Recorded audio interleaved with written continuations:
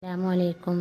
ഞാനിന്നിവിടെ കുക്കറിൽ ചിക്കൻ ബിരിയാണി വെക്കണതാണ് കാണിക്കാൻ പോണത്. അതിന് വേണ്ടി 2.5 ഗ്ലാസ് ജീരകശാല അരി, കുറച്ച് ചിക്കൻ എടുത്തിട്ടുണ്ട്, 2 തക്കാളി, 2 സബോള അരിഞ്ഞ് വെച്ചിട്ടുണ്ട്, പിന്നെ മസാലകളുണ്ട്, പിന്നെ ഇഞ്ചി, വെളുത്തുള്ളി, പച്ചമുളക്, മല്ലിച്ചപ്പ്, പുതിന എന്നിവ അരച്ചെടുക്കുക. പിന്നെ അതിലേക്കുള്ള പൊടികളൊക്കെ ഉണ്ട്, അരച്ചെടുത്ത പേസ്റ്റാണത്. പിന്നെ തൈര്, ചെറുനാരങ്ങ.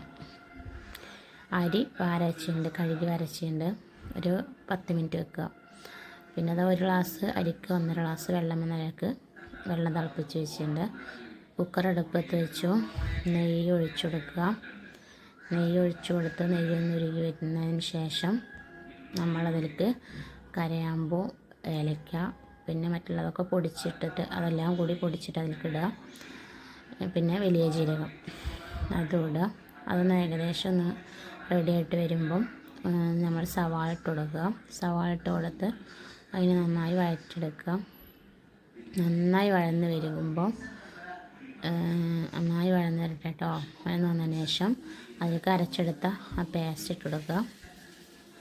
അതിട്ടെടുത്തിട്ട് അരച്ചെടുത്ത എല്ലാം ഇഞ്ചി, വെളുത്തുള്ളി അതെല്ലാം പച്ചമുളകൊക്കെ ഉണ്ട് കേട്ടോ, അപ്പോൾ കൂടി ചേർത്ത് ഇളക്കി കൊടുത്തതിന് ശേഷം മഞ്ഞൾപ്പൊടി ഇടുക. മഞ്ഞൾപ്പൊടി ഇട്ടൊന്ന് കുറച്ച് കഴിഞ്ഞതിന് ശേഷം കുരുമുളക് പൊടിയും ഇട്ട് കൊടുത്തു. ശേഷം ഗരം മസാലപ്പൊടി ഇട്ട് കൊടുത്തു. ഉപ്പ് ഇട്ട് കൊടുത്തു.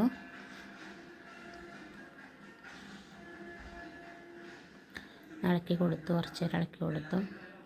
ചിക്കൻ മസാലയുടെ പൊടി ഇട്ട് കൊടുത്തിട്ടുണ്ട് കേട്ടോ. എല്ലാം കൂടി ഇളക്കിയിട്ട് കുറച്ച് കഴിഞ്ഞതിന് ശേഷം തക്കാളി ഇട്ട് കൊടുത്തുകൊണ്ട് 2 തക്കാളി അരിഞ്ഞ് വെച്ചിട്ട് കൊടുത്തിട്ടുണ്ട്.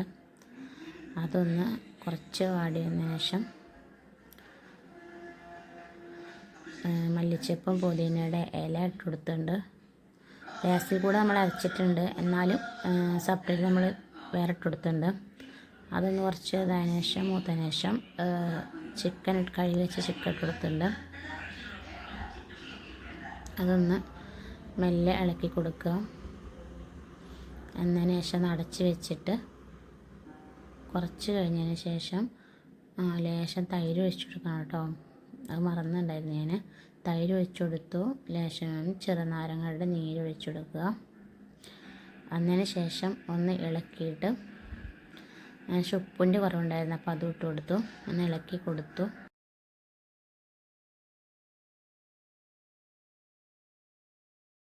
കഴിഞ്ഞതിന് ശേഷം നമ്മൾ ആ വാര വെച്ച അരി ഇട്ട് കൊടുത്തു. അതൊന്ന് എല്ലാം കൂടിയിട്ടൊന്ന് മിക്സ് ചെയ്ത് ഇറച്ചി ഉടയാത്ത നിലക്ക്, ചിക്കൻ ഉടയാത്ത രീതിയിൽ അരിഞ്ഞ് ഒന്ന് ഇളക്കി കൊടുക്കുക. അതിന് ശേഷം നമ്മളതിലേക്ക് തിളപ്പിച്ച് വെച്ച് വെള്ളം ഒഴിച്ചു കൊടുത്തിട്ടുണ്ട്. തിളപ്പിച്ച് വെച്ച് വെള്ളം ഒഴിച്ചു കൊടുത്തു. എന്നിട്ടൊന്ന് ഇളക്കി കൊടുത്തു. മെല്ലെ ഒന്ന് ഇളക്കി കൊടുക്കുക. ഇളക്കി കൊടുത്തതിന് ശേഷം ഉപ്പുണ്ടോ എന്ന് നോക്കണം കേട്ടോ. ഉപ്പ് കുറവുണ്ടെങ്കിൽ നമ്മൾ ഉപ്പ് വീണ്ടും ഇട്ട് കൊടുക്കണം. ഇത്തിരി ചെറുനാരങ്ങയുടെ നീരൊഴിച്ച് കൊടുത്തു. ഉപ്പ് ഞാൻ കുറവുണ്ട്, അപ്പോൾ ഞാൻ ലേശം ഇട്ട് കൊടുത്തിട്ടുണ്ട് കേട്ടോ. കുക്കർ അടച്ച് വെച്ചു. ഒരു 3 വിസിലാണ് ഞാൻ ഇട്ടത്. ആ 3 വിസിൽ കഴിഞ്ഞതിന് ശേഷം എല്ലാം തുറന്ന് നോക്കിയപ്പം വെന്ത് അടിപൊളിയായിട്ടുണ്ട്. അടിപൊളി ബിരിയാണി ഉണ്ട് കേട്ടോ. ഞങ്ങളെല്ലാവരും ഇതാ കഴിക്കാതിരി നിൽക്കുകയാണ്.